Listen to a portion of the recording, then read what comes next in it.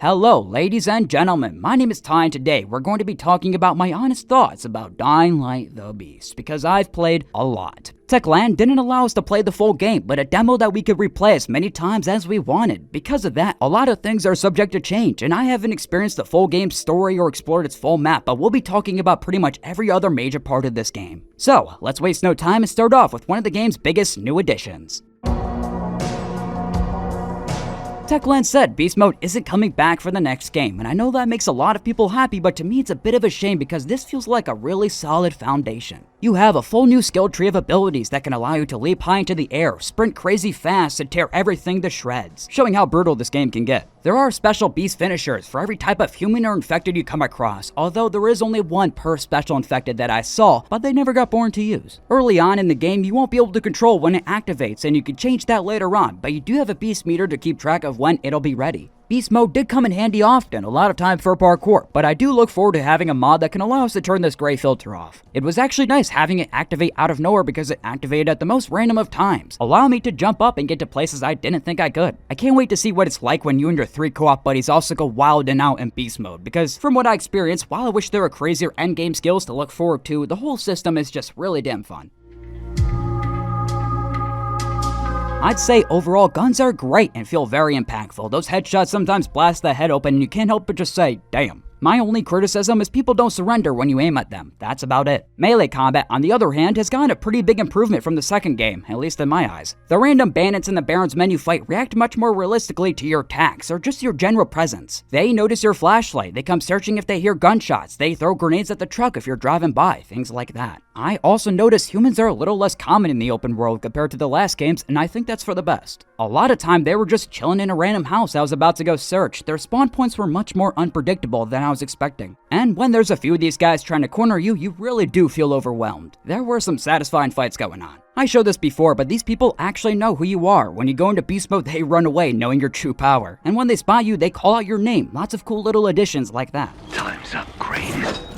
The variety of weapons I tried was really solid, all feeling very good to use, especially that shovel. They definitely feel more impactful than they did during the hands-on preview event. Weapon degradation is another thing back from the first game, meaning the more you use it, the more busted up it'll look. And once you pop on a weapon mod is when you really step it up, and I really do love the visual look. Like, the actual effect of the weapon looks cool, it really does, they all look great. But the actual handcrafted look of the mods just adds a little bit something to it, it's hard for me to explain. But there's a decent variety of these weapon mods too, some you can get by doing secret little puzzles that I won't spoil, but if you really want to know where one is, you can go watch this video. I initially was frustrated by how often a zombie can grab onto you during the other times I played the game, but this time around, you can deflect their grabs so much easier, just making the combat feel much better overall. Now, there is also a pretty good variety of special weapons. You can expect to hear the word variety a lot, just saying.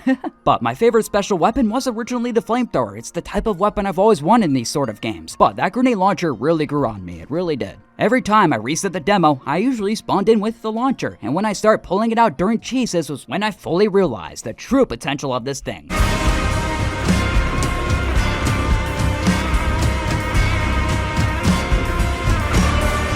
Alright, so there you go. And the solid blade launcher on the other hand was pretty cool, similar to the one you find in Dead Island 2, although it's the weapon I find myself leaning towards the least out of all the special ones. So combined with the gore system and the fact that you can repair them on the fly without a workbench, I'm really excited to see what Easter egg weapons Techland has hidden around Castor Woods, because they always have a few. The parkour in this game is very similar to the second one, although Kyle has his own movesets to make him feel like his own person, you know? One thing that's cool is as you level up, your parkour animations change, and so Kyle will learn to grab onto things more efficiently. There is also no parkour stamina bar, and Techland even went as far as to remove it from the second game. With that said, if you played a Dying Light game before, then the skill tree is going to look really familiar. The beast abilities themselves are where it gets different, but even then, there doesn't look to be anything that blew me away, but of course, it's all subject to change. One thing I loved is how they factored parkour into the environment, with a lot of buildings having monkey bars that don't look noticeable at first, but can come in handy. In general, there is a ton of different things you can jump onto to break your fall, like piles of leaves, cars, big banners. I think they found a really good balance between the first and second game, plus it's finally nice to see Kyle live up to that wall run concept art, as that's one of the abilities you have unlocked from the very beginning. The driving in this game actually really surprised me, one by how quick it runs out of gas, which you can replenish at gas stations or other cars, but also by where you can take it. A past complaint I had when driving was feeling a little restricted, and honestly that feeling is completely gone. But this time around I like seeing the truck doing stunts, plowing through zombies, driving up sketchy areas, and just seeing what weird places you can get to. Now, just saying, you are not invincible in this thing. Trying to run over a demolisher won't go very well. But I will say it's a good tool to get out of chases. You can get it to go fairly fast, however I do wish there were modifications to get it going even faster. That's really my biggest complaint with the truck overall. It feels like a step back from what the first game tried to do, with the fact that you can't really do much with it besides change the skin, and there is a decent variety of those, I will admit. It just sort of feels like a missed opportunity to bring cars back but not really expand upon them. The UV light being automatically attached is a nice addition though, I'll give it that. The trucks are very fun to use, lots of cool jump spots and things along those lines, and I'm sure for many people that's all they need. You can take the truck to a lot of different places, and in general the map feels really dense. In terms of scale, I do think it is on the smaller end, but I always found myself discovering new things, even in the limited demo spaces I could go. Like Old Town alone has so many cool secrets to discover, with there being hidden treasure maps around that could lead you to getting better supplies. Things in the second game that would be considered common that are here much more rare, like military medkits or UV flares. Dark zones are back as well, this time all having their own unique identity instead of being like 10 Jiri labs and 15 of the same looking store, you know? Some of these buildings are actually pretty small, but they usually lead to you getting a new weapon or gear piece. Which I wasn't ever a big fan of the gear system in the second game, a lot of it having to do with the look of the gear itself. But this time around, every clothing piece I found here felt like something Kyle would actually wear. Now, there are caves hidden around the map, basements within buildings you wouldn't expect, vents that can bring you from one floor of the building to the next without a howler giving away your position. They did a nice job making exploration interesting, but also making the stealth pretty fun too. Just be careful around the tree lines. A lot of the time there's a howler chilling in there waiting to swarm you with virals. Another thing I liked was the fact that I was actually starting to recognize certain locations after playing for so long. If I jump back into Dying Light 2, I can name a few places like the Bazaar or the Peacekeeper ship, but here I was starting to no longer need the map at all. You really do feel an actual sense of dread trying to avoid volatiles again, although once you unlock some of those special weapons, it's when I started to really enjoy the thrill of the chase. We are truly back to the era of nights in these games being a bit terrifying again, and since the demo has gotten even freakier with them making the nights darker, adding more volatile movements, and just making them more reactive in general. From my experience though, a lot of the tension at night had to do with the sound design, and especially the music. The chase music from the second game was cool, but this felt different in such an odd and good way I didn't expect.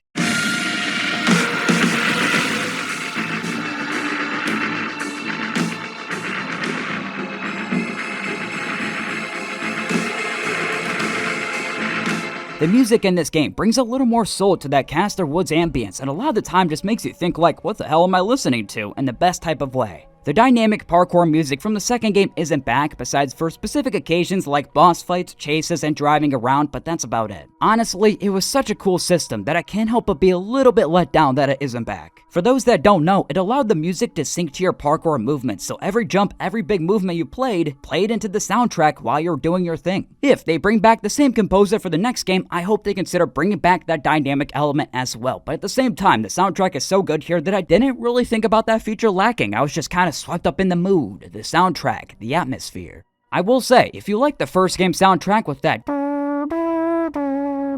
you know what I'm talking about, that Dying Light 1 beat, you're gonna be happy with how they remix that into the new one, because they do it a lot.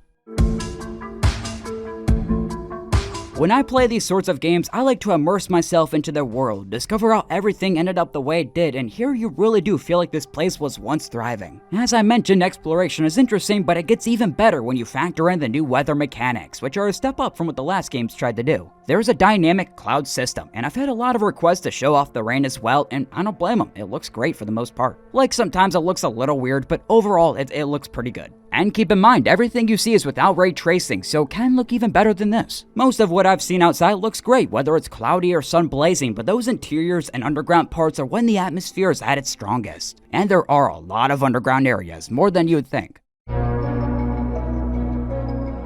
There is a lot I love about Dying Light the Beast. Every interior feels unique and once lived in. The vehicles are an absolute blast to drive around, no matter the terrain. The look of zombies themselves are the creepiest they've ever been in these games, but the one thing that has stuck out to me the most is, in fact, the cutscenes. I know that's pretty weird to say, but let me explain. I'll put it to you straight, I've waited 8 years for this. The reason I started this channel to begin with was because I wanted to make a Dying Light movie, more specifically my own story in the Dying Light universe, using Dying Light as a sandbox, and so I did. Eventually, I turned some of the first game's most pivotal moments into short movies, like the first time you encounter a volatile or the final fight against Rise. I've always viewed this series with a cinematic perspective, hoping one day a mainline game would get similar treatment, as it's always been first person, besides a few rare occurrences in the second game, and as you can see, they actually did it. They pull away from the Eyes of Kyle and add a whole new layer of ambition to it, letting you play as if you're watching a Dying Light movie. But they still do cut back to first person occasionally and flawlessly. It does feel a bit weird seeing Kyle's face after years of only seeing his blank monotone face through a co-op buddy, and now it feels more personal, getting to see his pain, the emotion on his face. If this really is Kyle's final game, like some including myself have been theorizing, then I feel like it should feel climactic, and I have a good feeling it will. I can see why a lot of people will miss the immersive, fully first-person experience all from the Eyes of Kyle, but I do think they found a good balance of it here. It really is a full circle moment for Techland too, because their first zombie game Dead Island back in 2011 had a cinematic story with the occasional first-person stuff similar to what we have here. So it's cool to see them return to that element, and you could say evolve it or modernize it. But all in all, I am very happy it's back.